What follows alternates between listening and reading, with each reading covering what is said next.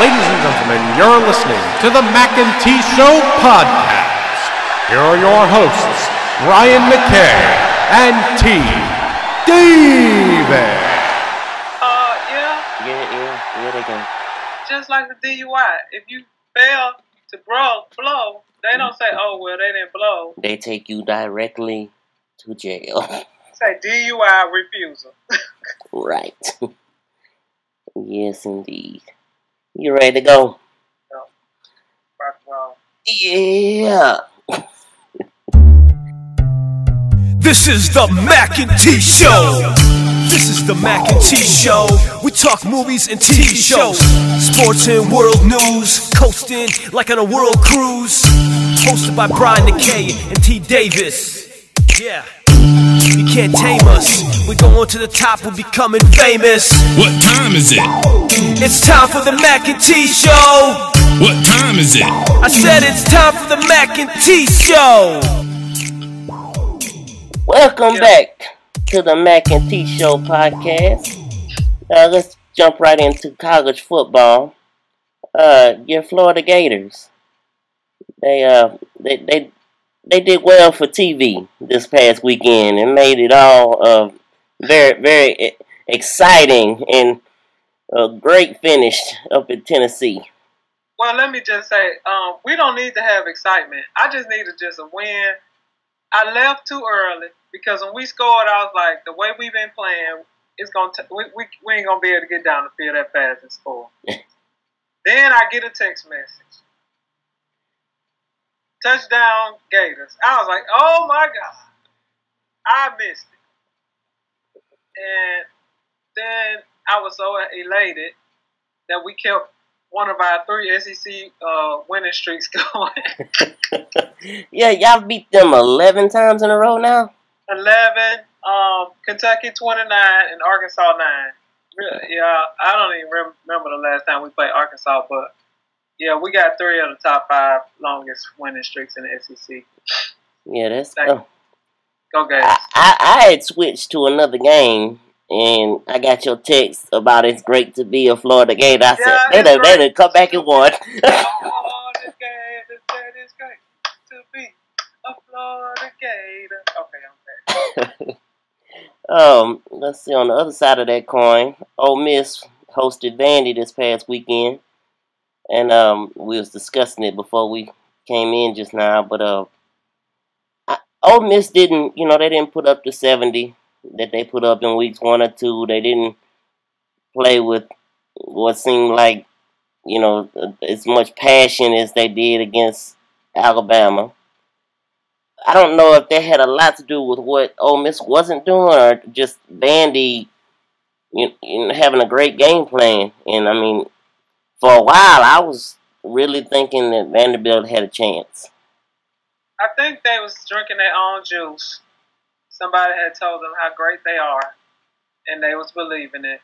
Because if the truth be told, Alabama is not that good. Okay? So you beating Alabama and skyrocketing to number 3, tied with TCU. Not anymore. But Alabama's just not that good. And so that wasn't even that big of a win. It was big in the fact that it's the SEC in your West, and it was away. But it wasn't big that I don't know that they should have jumped all them spots to number 3. Shh. Don't tell nobody. Okay. I don't think that they should have jumped all them spots to number 3. Well, coming out, AP polls come out yesterday. Ole Miss is number 3 outright with TCU. This is another thing I cannot stand about the polls. TCU drops to number 4 because they struggle with Texas Tech and win in another dramatic finish on the weekend. So they dropped to 4. Talking about drama, I still don't think that boy's foot was down, but whatever. Then nobody asked me. Yeah, we're just going to leave that where it was. Nobody asked me nothing. So Ole Miss is 3 and Florida jumps in at number 25. And that leads us to this coming week. I have a bet to lay down. Okay. It's your Florida Gators hosting my Ole Miss Rebels. I say this. What shalt thou say? Loser buys IHOP. The next time we are in the same vicinity, loser buys IHOP. Yeah, we might have to go somewhere other than IHOP, but yeah, okay. Okay. I'm down. Well, we'll just down. throw IHOP as a placeholder for wherever. This is what I don't understand. How do I lose? I got a degree from both schools. Can I lose? No, you technically no. But since you are waving the orange and blue. Yeah, I'm waving the orange and blue. I'm bleeding the orange and blue. So yeah. I'm telling y'all, Ole Miss, if y'all come down in the swamp, saying like y'all played against Vanderbilt, you will not leave alive. Ooh, y'all. She done put down the gauntlet. You done throw down the gauntlet. It's early in the morning. Oh, let's see. And I don't even think we that good. I'm not drinking the juice. I don't think we that good. But again, if you go down there and play like you played against Vanderbilt, we'll find a way. You gonna come up with a way. We'll find a way. Let's see. I'd like to throw an apology out there for last week. If any one of our listeners actually heard me say that BYU and Michigan would be the game of the weekend, my bad. But what happened was Michigan tore them up 31-0. See, this is what I was saying last week, or one of them weeks. Look, Harbaugh gonna have them boys ready. Now, Ohio State, they should be, get better, but that's gonna be the game this year. That's gonna be a better game. And it's at the big house. It's at the big house. Yeah, at the big house. It's gonna be a good one. Harbaugh gonna have them boys hype. Yeah, not that they gonna need it. Well, I know I told you about this coming into this episode, but I think what we ought to do right now, and and we'll do it each week, and I'm sure the 4 teams will be different each week, the way college football goes. But if ESPN can do it, we can do it. Let's pick. Way too early, Final Four. Right, our way too early Final Four predictions for the NCAA football playoffs. You want to go first, or you want me to go first? No, you can go. You can go first. I might. Go ahead. Okay. All right, my picks are in no particular order. Ohio State, and I put them in there just because I believe the Big Ten is awful, and what's going to trip them up, I think, what has potential of tripping them up, is they end the season at home against Michigan State, and then their very last game after that would be at Michigan at the big house. So I can see that as a potential roadblock for them. The second team I put down, TCU, just because I feel like they're the best of the Big 12. They end the season at Oklahoma and home against Baylor, which, potential roadblocks there. I put my Rebels in there for my third team. They have to keep winning. Their last 5 games are at home against Texas A&M, at Auburn, home against Arkansas and LSU, and then in Starkville against those Bulldogs. And my last team, I threw UCLA in there. I feel like if they can continue their winning, they don't have Oregon on the schedule, which I think is good for them. They have a stretch here. Their next 3 games are Arizona State, Stanford, and Cal, which could be potential roadblocks. But I think not having Oregon on the schedule is great for them. And they continue winning. They win the Pac-12. I think they have a good shot. What say you? So you just left Michigan State out? I did. Oh, okay. I did. So I've seen TCU. They've been injured a lot, and I don't think they're gonna get. I think they're gonna lose.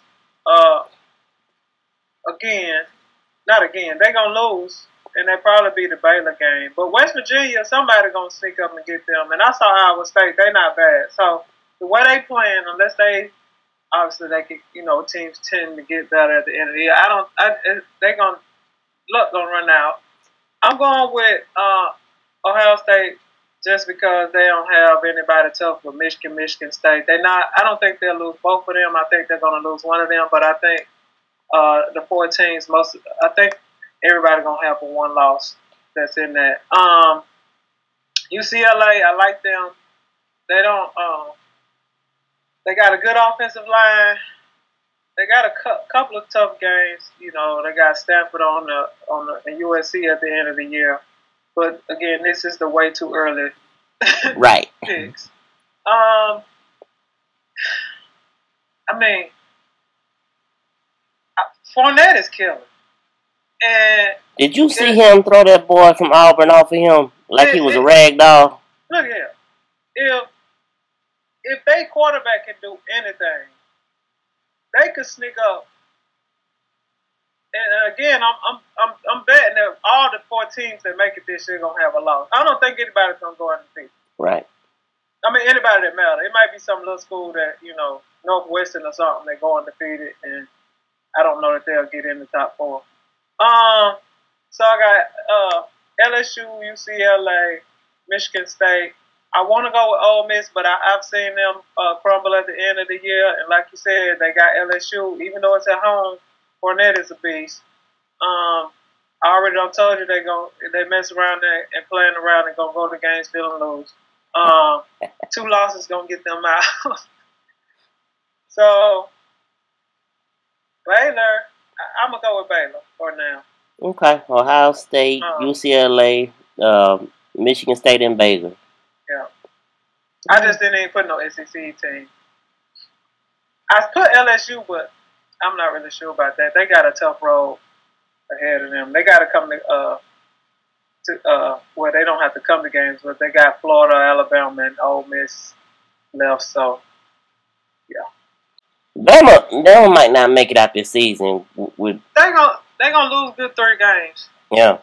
I think Derrick Henry's a beast now, but he is. But the quarterback terrible, and their defense is not as fierce as it once was. And they don't have the receivers they used to. Yeah. They're all young.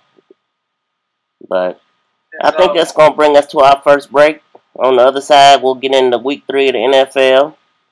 And a little later on, we'll talk a little entertainment, little TV entertainment, give our review on Scandal and Empire.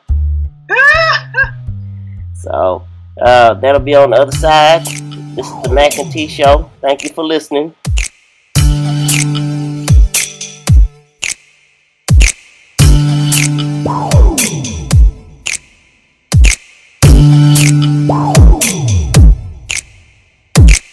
What time is it? What time is it? Welcome back to the Mac and T Show podcast. NFL Week 3. Big storyline coming out of the Week 3 is Big Ben Roethlisberger will be out 4 to 6 weeks with an MCL sprain. Could have been a lot worse, looked a lot worse on film. Michael Vick is his backup. Will not be the same as Roethlisberger, I don't believe. But they still have Le'Veon Bell. They still have Antonio Brown. Excuse me. They still have some weapons. Heath Miller, tight end. They have weapons that can get them through it. Vic just has to be a placeholder for a few weeks. They got to win a couple games to stay in contention. But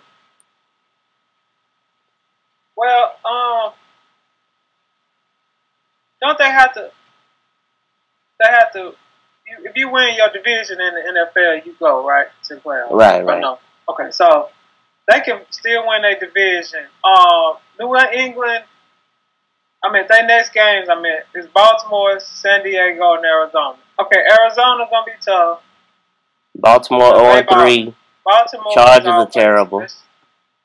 Right. So, if they could just go 500.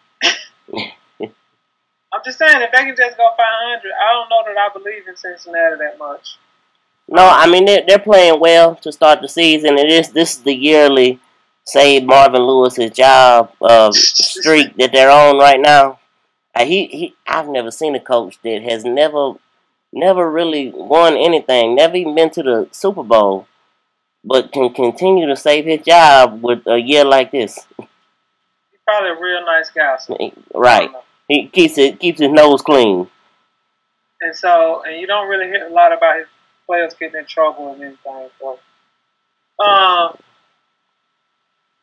actually look like it's good that they picked Vic up because Who knew? A veteran. But the first thing people were saying was like, oh, well, it's okay that they got Vic because Vic won't play because Roethlisberger, whatever his name is, Hamburger, is so good. Yeah, so and you know, just somebody for the practice team, basically. Right, and then bam, he get hurt. Hey, you never know.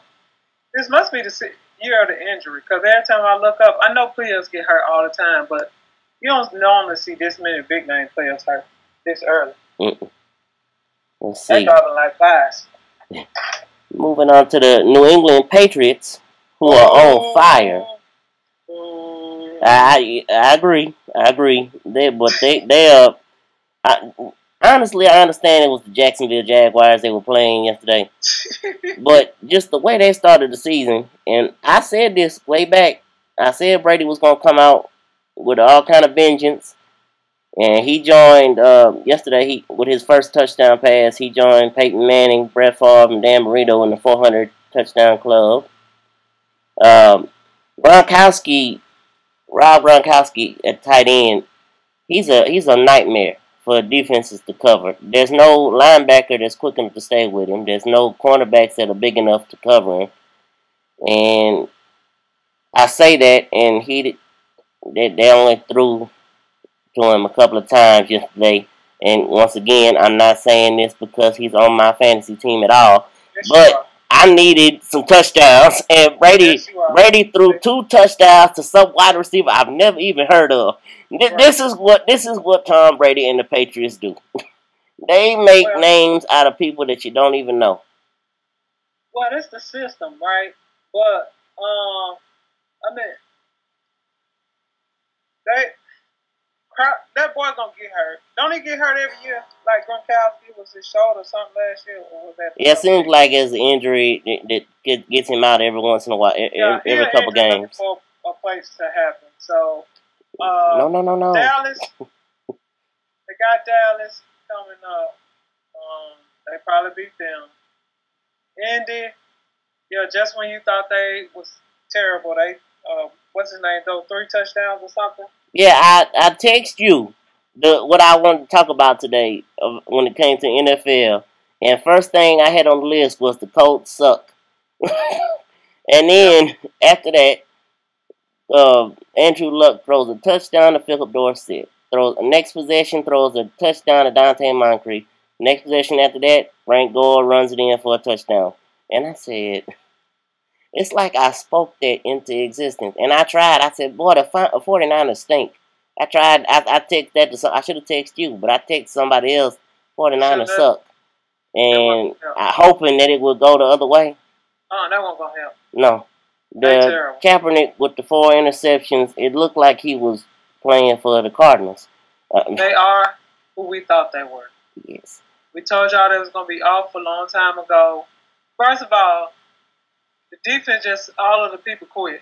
Okay, some of them had injuries. Some of them said they didn't want a concussion and they had dementia. Some of them can't stop doing drugs and driving. Some of them can't stop hitting women. Whatever the reason, they lost a bunch of people. Then you make bad worse by hiring a defensive line coach or whatever he was. Not a coordinator. Not a coordinator.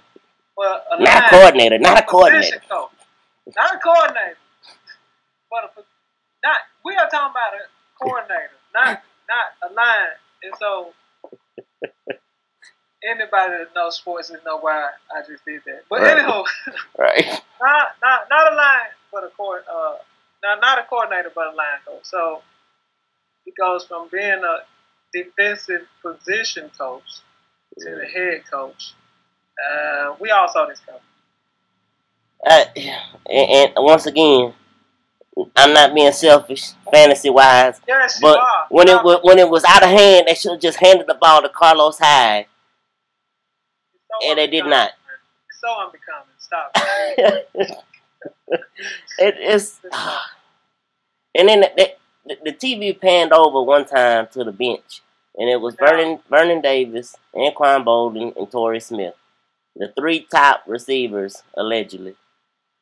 I still think Quentin Patton needs to move up in that rotation. But the 3 top receivers for the 49ers sitting over there, and between them, 2 receptions between the 3. Get out of here. So it's only gonna get worse. Green Bay coming to town, or they going to Green Bay? It don't matter. They could play that. They could play that on the Sandlot field, and Green Bay's gonna beat the dogs too out of them. Beat the rocks off of them. The Giants looked okay, and I mean I don't know that we gonna get another win for a while, because then we got Baltimore. I mean, this is bad. Yeah. Go Niners. Go Niners. Yes.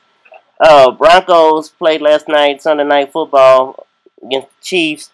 The defense. I said the Chiefs. Who they play? Last night? Yeah, I fell asleep, but it really don't matter. But, Lord, you know I was asleep if you was asleep. Right. The Broncos played Detroit. Yes, the Lions. Excuse me, the Chiefs and the Packers are tonight, Monday Night Football. Yeah, so they played the Lions. Broncos working in a new offensive scheme. Peyton looking more comfortable, still not where Peyton Manning, where we think Peyton Manning should be. Well, he stopped being so analytical and all that other stuff. He like somebody else I know that I should not name. But sometimes just get out there and run the play. Stop all that, if this happened, if X, Y, Z, then Z equals X squared plus Y. No, just go out there and play. It ain't that much. It's football. Come on, man. But their defense is really keeping them in games, and I think it's the main reason they're 4-0 right now. That pick that I just saw, that was beautiful. Number 29, man, he caught an over-the-shoulder pass like they was throwing it to him. Speaking of defense, once again, I bring my fantasy football team relevance. Here we go. I thought we was better than this. I can't help it. I was frustrated yesterday because in my mind, I saw my Jets defense going up against the Eagles, and I said, I'm going to have 30, 35 fantasy points just on the defense alone. And no. The Eagles wanted to actually play a little bit yesterday. Well, I didn't know that they don't beat them like 10 times or something. Like they ain't never lost to them. I didn't know that either. I heard that on TV yesterday. Yeah, they put it on screen. I was like, oh, that's like Tennessee and Florida. Oh, okay, I'm back. And you get on me for bringing up my fantasy team. Let's see. Yeah, so we saw in that game, in the Eagles and the Jets, we saw one of the dumbest plays I've ever seen. A player that wants everybody in the world to think he's the greatest, and I'm speaking of Brandon Marshall. He wants everybody in the world to think he's the greatest receiver ever. And he does one of the dumbest. He's getting tackled. He tries to lateral it, throws it right into an Eagles defender's stomach. And it was just go down. Just go down. Well, it seemed like a good idea at the time. And let's see, wrapping up NFL, let's see, Julio Jones, can we get him on the 49ers because he is a beast? No, I don't want to ruin his career because Kaepernick can't throw to him, and it would ruin him. Stay where you are in Atlanta. Oh my God, he's a monster. Go Falcons. And he and does his job and doesn't say a word. Just goes about his business. Don't take your helmet off because you got one to. His hair, I don't know what. He need to go bald or do something. I'm tired. Didn't he have dreadlocks at Alabama or something? And then right, and now it looks like. Cool, yes, that's a good look. Now he got something on his head. He looked like Peaches off of Low Down Dirty Shame. Shame. That's one of my movies. You know I love that. I know. That's why I brought that up for you. Shame.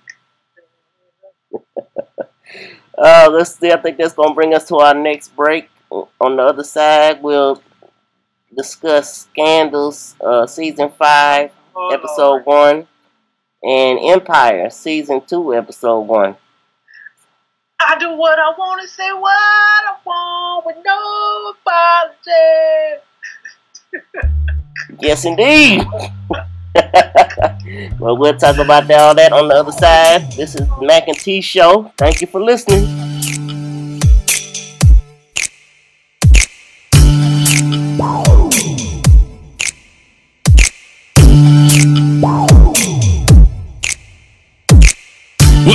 is it?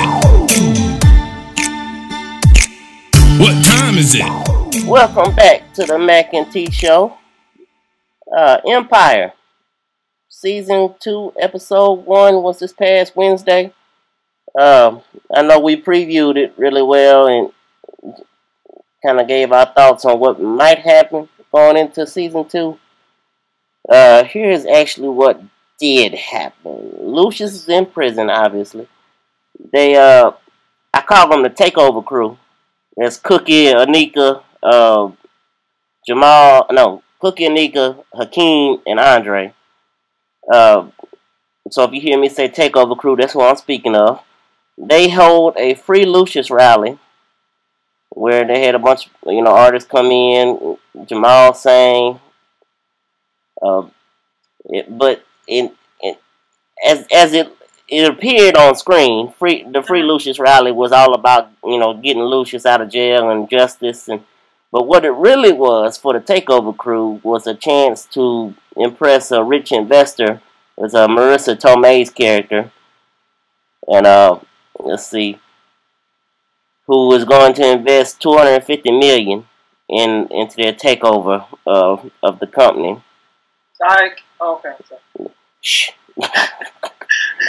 Frank Gathers, who is mentioned in Season 1, is played by Chris Rock, who is in prison for, drug dealing, among other things. But he's the one that Cookie basically snitched on to get out to lessen her sentence. She's the one that she worked with the feds to get Frank Gathers put in jail. He's in the same prison as Lucius. Coincidence. So he finds out that Cookie snitched on him while he's in prison, and he kind of goes after, threatens Cookie and her family with different things. He threw some black roses on her front door, threw a dead person's head in a box. Spoiler alert. Right. I guess I should have put that out there first. If you have not seen this episode, you might want to just fast forward right now. Yes. Spoiler alert. So, Cookie goes and finally meets with Lucius in prison and tells him everything that's going on. And Lucius basically has Frank Gathers taken care of, which I cannot tell you how happy I was with that, because Chris Rock, I love him. Funny man. Not a serious killer type, and I didn't think he was right for that role. Now, I understand he may be trying to broaden his horizons, but no. No, this ain't when you broaden your horizons.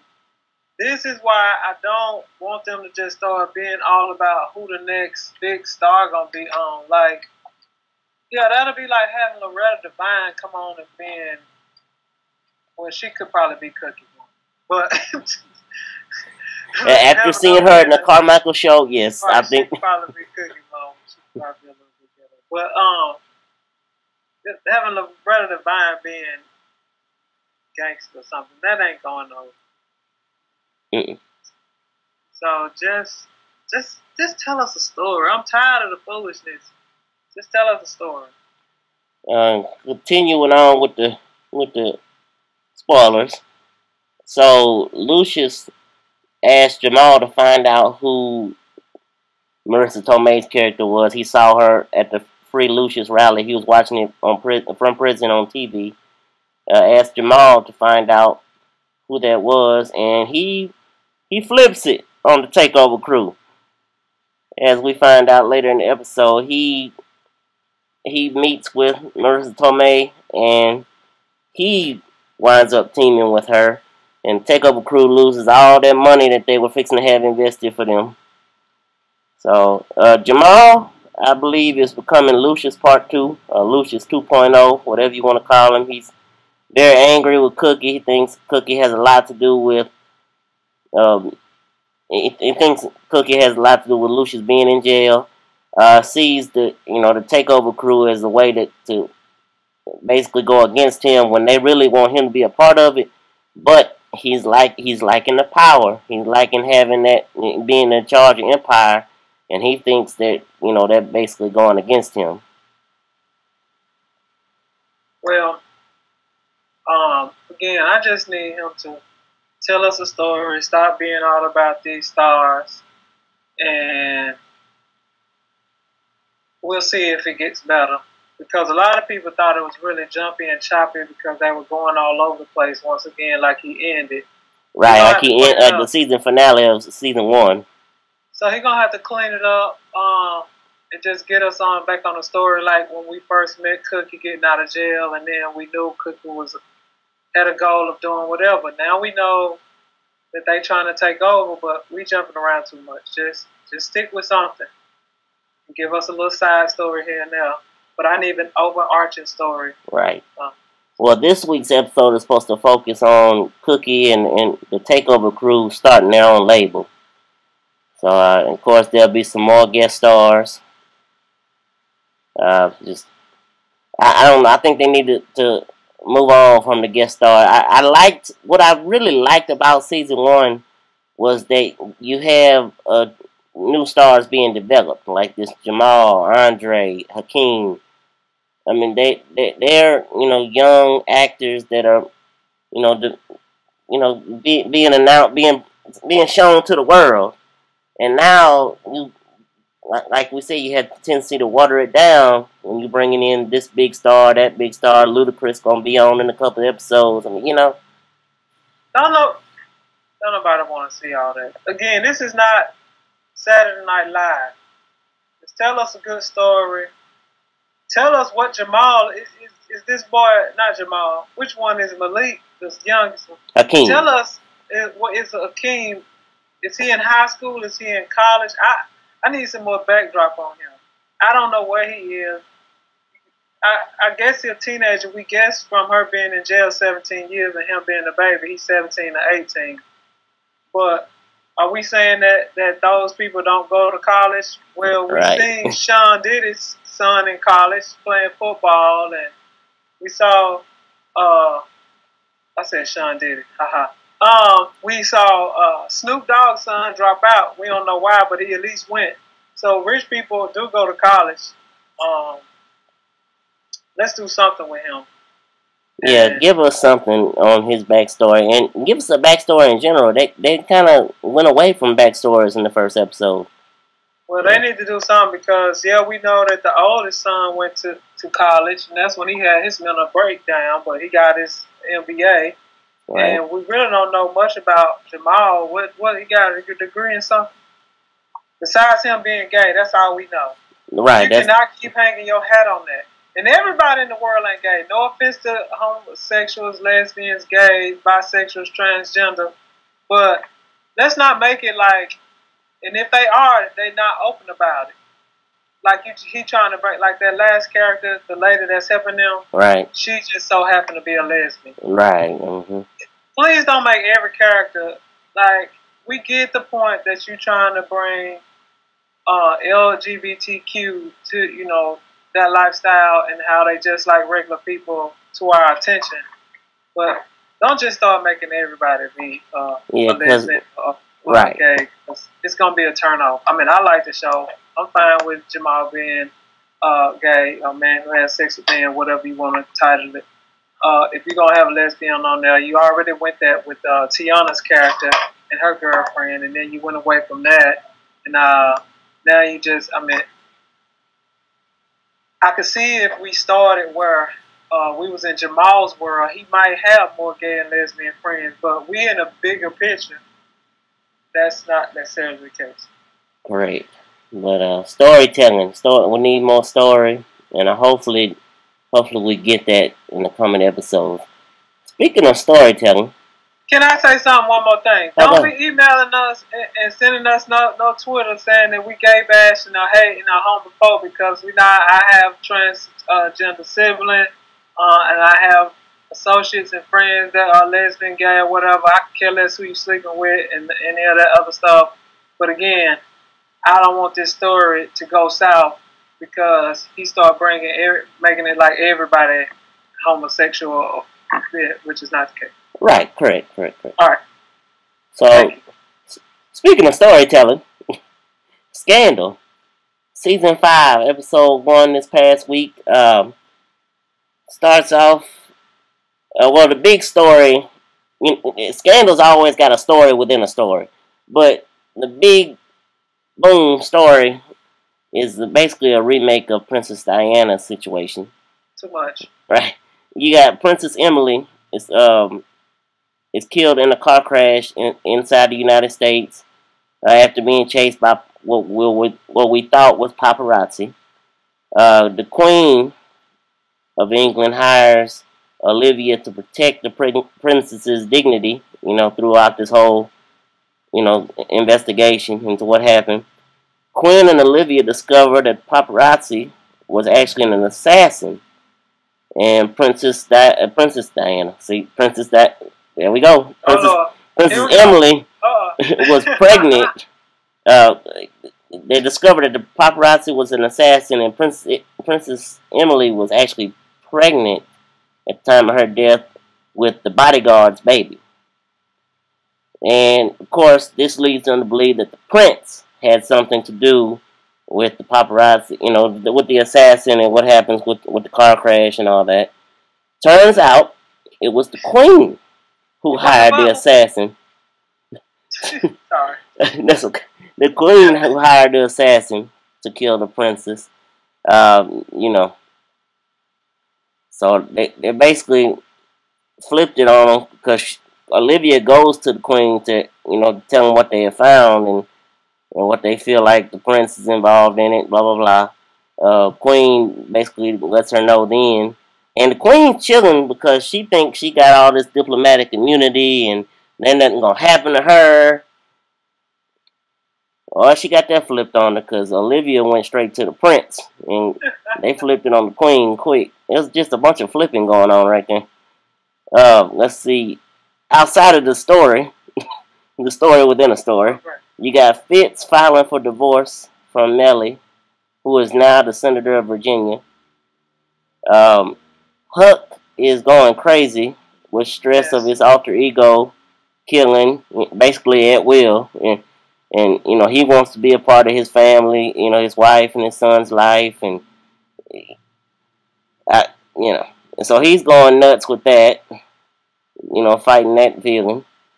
And the episode ends with Sally Langston, whose former vice president is now a TV show host. She ends the episode by basically outing Fitz and Olivia's relationship. And that's I assume, going to be a big part of the next episode.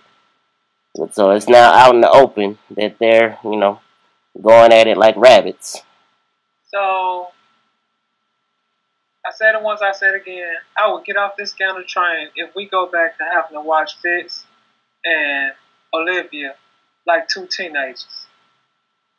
Okay, number one, he married. I don't really care about how y'all in love, because somebody I was talking to was like, oh, if they in love, that don't matter. He married. He married. If it was the shoes on the other foot, you would be hot. But Olivia seemed to just think because she married, that he don't love the other lady. I could care less. Right. Number two, we've been there and done that. Let's move on. Let's go back to having the overarching story, like when we started trying to figure out, was that girl pregnant by the president, and Olivia came in and saved the day. Let's go back to the overarching story, and which was, I think, the whole thing about during at least one season, it was about the presidential thing being fixed. Mm-hmm. And trying to keep that from coming out. And then the little side stories. And let's stop stealing stuff from other people. Like, go dig down in the USA Today from 1999 and see if you can find something. Don't get some big story that we already just seen played out, like Princess Diana's death. Right. It's something that we don't know about. I'll be interested. I don't mean to cut. I'm sorry. I don't mean to cut y'all. No, it's all good. I'll be interested to see who it was that leaked the video footage from the White House to Sally Langston. Who's gonna be the one that takes that fall? Cyrus. Ain't gonna be no fall. Cyrus probably did. I I think it's this Elizabeth North character. So you think it's the one that took Cyrus' spot? Correct. I think she's phony. They didn't really focus on her that much, and they seem to be trying to make you not think that about her. So it's a big surprise when it does happen.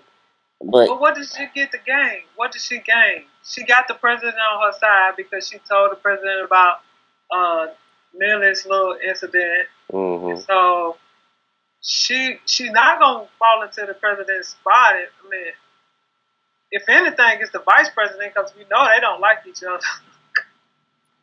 Right. And what did the redhead? Was she in it? Her name? She got a name. She was the press secretary.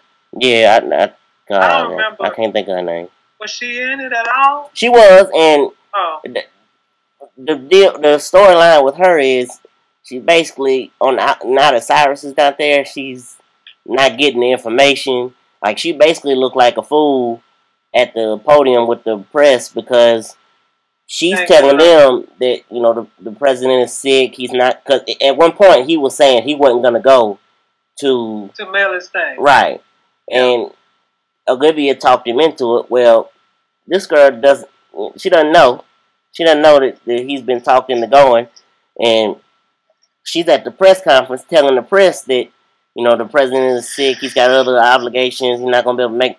And then one of the press says, "Well, I just got a text confirming that he's there now," and she looks like a fool at the podium. Well, she might wind up quitting and going back and work with Olivia. And she's feeling done in by Olivia because Olivia keeps telling her that the president didn't call me. The president didn't, he didn't come see me once he announced that he was getting divorced. Blah blah blah. But at the same time, she keeps walking in on Olivia and Fitz, hugging up, and, doing... Like they love team. Right. I can't take it. Y'all got control of y'all hormones. Come on, grown folks. It's going to be interesting to see where she goes. Well, Cyrus might make him a little team. And there's always Daddy Pope. I don't care that they put him in jail. That man... He's probably out as we speak. That man has power. And his mom, the mama. Right. She gotta come back. She running loose and free.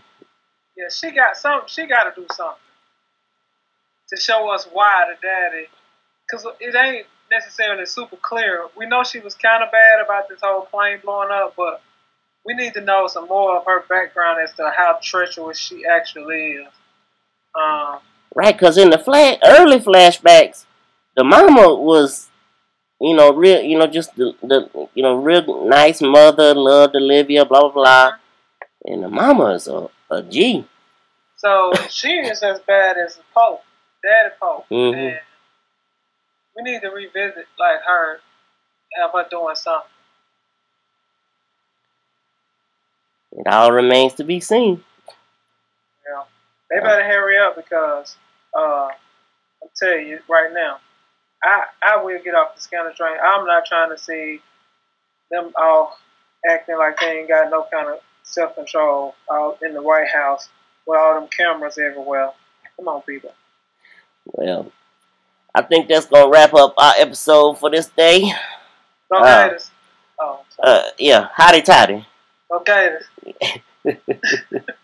So we'll be back next week with another episode, and we'll fill you in on who going down there in the swamp.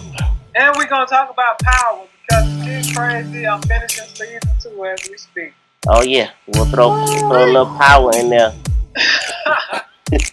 But we'll get into that and more on the next episode. As always, I'm Brian Mackay, and I am with T Davis. And this has been the Mackay T Show podcast. Thank you for listening. This is the Mackay T Show.